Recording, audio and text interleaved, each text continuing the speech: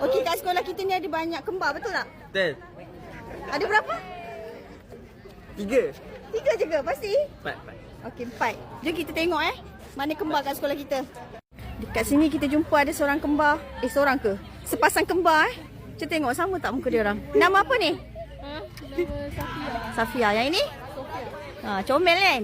Kita cari lagi kembar kat sekolah ni. Okey, seorang ni rumah biru. Kembar kan? Nama apa? Nama Mira Iman. Oh, kembarnya dekat rumah mana? Rumah Merah. Okey, saya cari seorang lagi. Okey, kita cari kembar Jasmina tadi. Jumpalah dekat rumah Merah. Okey, yang ni namanya apa? Inilah Jasmina ya. Yang tadi? Yang tu? Tadi kembar saya Imanina. Imanina. Okey. Kamu kembar kan? Nama apa? Apa? Batia? Kembar kamu nama apa? Tu? Mana? Okey, jom kita cari kembar dia pula.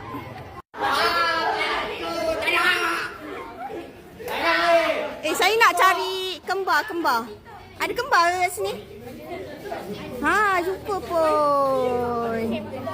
Janganlah menyorok. Nama siapa? Mama Masih.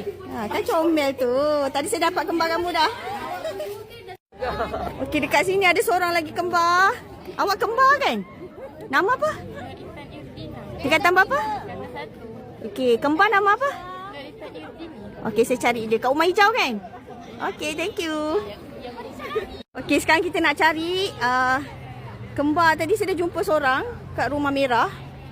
Ni kembar dia, rumah hijau. Nama apa? Dini. Dini. Nama penuh apa? Nur Intan Irdini. Okey, thank you.